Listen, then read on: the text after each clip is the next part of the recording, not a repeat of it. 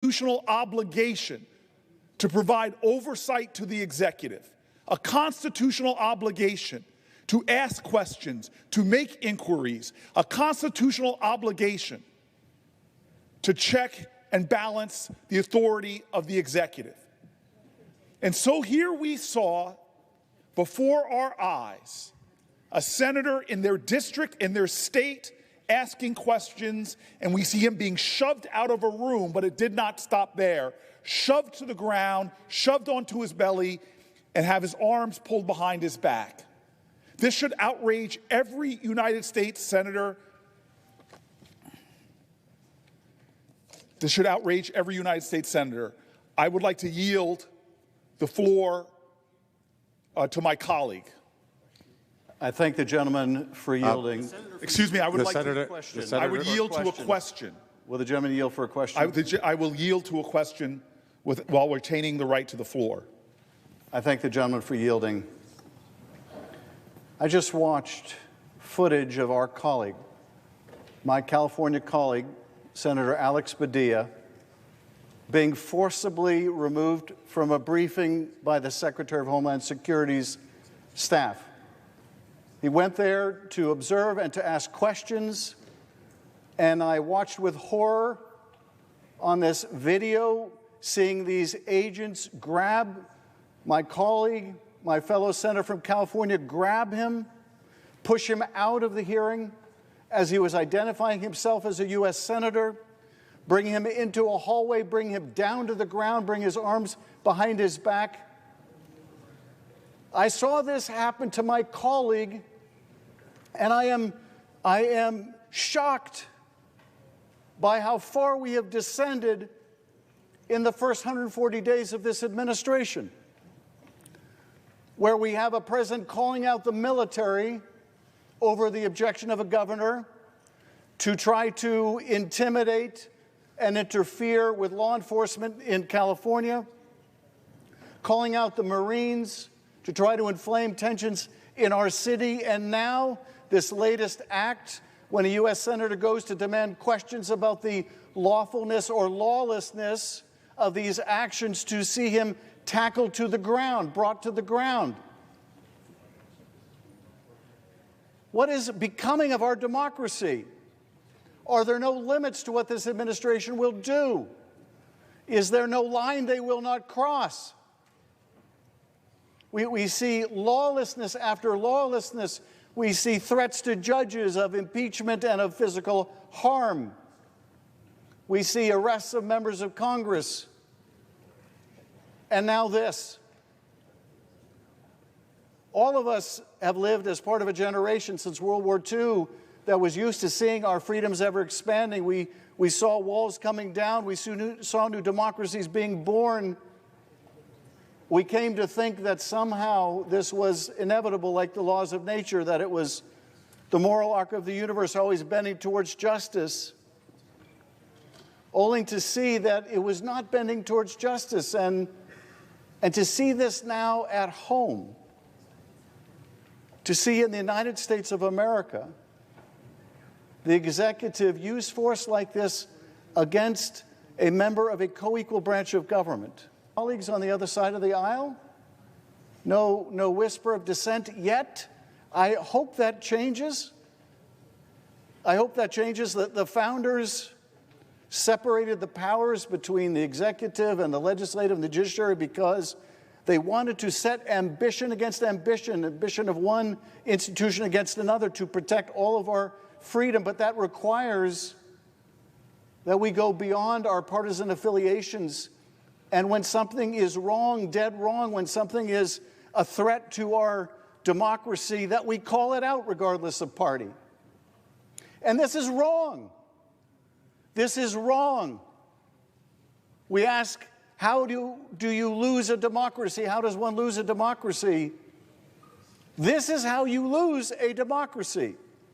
Actions like today, but even more importantly than what has just happened is what will happen in the next 24 hours. Will this be roundly condemned?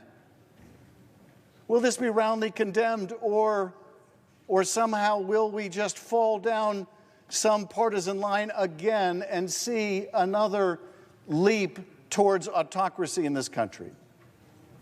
Alex Padilla is one of the most decent people I know, one of the most dedicated public servants I know, someone of just the greatest character.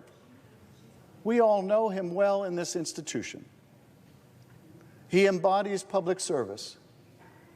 He never forgot where he came from. He came from very humble origins, and he never forgot where he came from.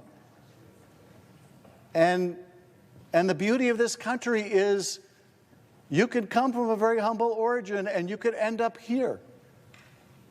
When I first got here, John Tester, a farmer from Montana and a senator from Montana, told me about a conversation he had with John D. Rockefeller when he got here. And he said, Rockefeller told him, you and I came from very different places, but we both ended up here.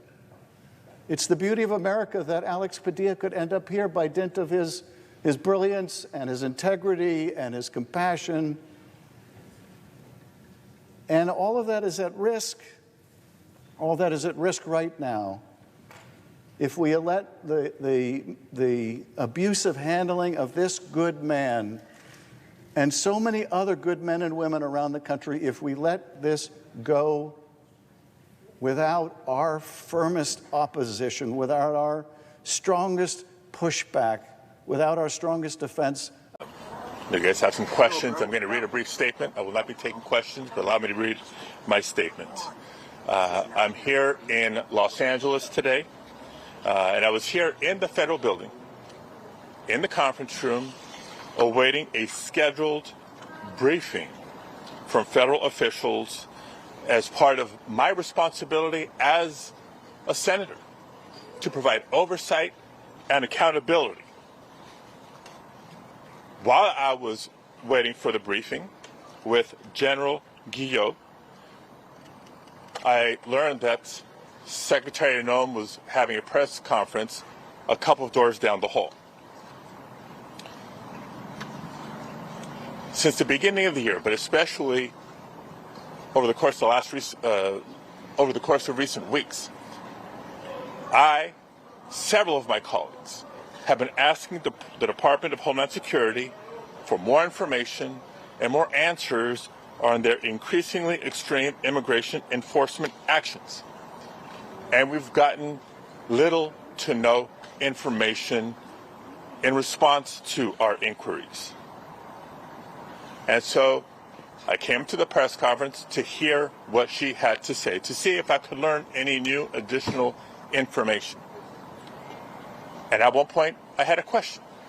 And let me emphasize, just as we've emphasized the right for people to peacefully protest and to stand up for their First Amendment rights, for our fundamental rights. I was there peacefully. At one point, I had a question. And so I began to ask a question. I was almost immediately forcibly removed from the room. I was forced to the ground. And I was handcuffed. I was not arrested. I was not detained. I will say this. If this is how this administration responds to a senator with a question, if this is how the Department of Homeland Security responds to a senator with a question, you can only imagine what they're doing to farm workers, to cooks, to day laborers out in the Los Angeles community and throughout California and throughout the country. Talking about with David, I hear you have more information on that video we played of Senator Padilla at this Kristi Noem event. There is reporting now that he was in fact arrested outside the room. It appears that he was arrested outside the room, Christina. I am now in possession of video that was taken from a different angle of this same incident. The video you showed earlier shows Senator Padilla being escorted out of the room and quickly ends thereafter. The video that I have seen shows that what happens when he goes into that hallway, he is further pushed into the hallway by somebody wearing an FBI shirt. He is then pushed onto the ground and placed under arrest with his hands behind his back as he is face down on the floor by 3 additional officers. Obviously, we don't have full information about the altercation that led him to be pushed out of the room by personnel either from the Department of Homeland Security or the FBI. But this is yet another escalation between the Department of Homeland Security and those agents working at their disposal and lawmakers. Obviously, LaMonica McIver, a congresswoman from New Jersey, has now been indicted on 3 federal charges for which she could face up to 18 years in prison in an altercation that started not dissimilarly from this. You know, one of the things I was looking for is whether or not Senator Padilla himself put his hands back on those who were involved in that altercation with him, as LaMonica McIver is alleged to have done. And you can see from the video you're showing right now somewhat that Senator Padilla is pushing back or has his hands on the officer. From the video that I have seen, it's much clearer. At some point, he then stops resisting, puts his hands up, and nonetheless, they push him down the hallway, put him face down, his hands behind his back. He's arrested. I don't know yet what has going to come of this and where Senator Padilla has been taken. But this is a big escalation of what has been happening in California. Senator Padilla, as David was mentioning earlier, is a son of California. He grew up in Pacoima in Los Angeles' San Fernando Valley, where I'm also from. Pacoima is a heavily Latino community. Senator Padilla, born to immigrants. He himself is the pride of much of the Latino community in the Los Angeles area. To see him manhandled in this way, like a common everyday protester, is going to be particularly jarring for many who are watching from California, where he is the senior senator. Thank you. Padilla, I think, got his revenge on Trump already by exposing him and Noam and the whole Trump administration. He did everything right. He's a senator. He has the right to ask questions. It's a press conference. Like, you could, it's a, you know, you could just show up. And not only was he, you know, ignored and belittled, but he was manhandled. He was manhandled on the behest of the Trump administration. And let's be clear. This is at least partially because he's a Latino man. Like, let's be clear. There's a racial element here. I don't know if everyone's got, but I'm going to say it. And I know many of you are thinking it as well. Like, he's a U.S. senator, but he is treated like this because he does not look like U.S. senators have looked like for 200 plus years. They generally look different, with different names and different cultural origins.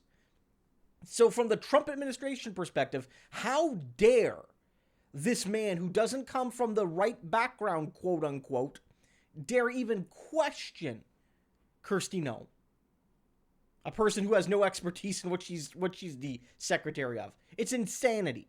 But what this has done is it has highlighted, guys, how the Trump administration has gone too far, and how this is the weakness of a dictator. A good question. How do you know a dictator is weak? You ask them a good question, because this is their answer. The American people just saw in black and white that the Democrats are right here and Trump is wrong.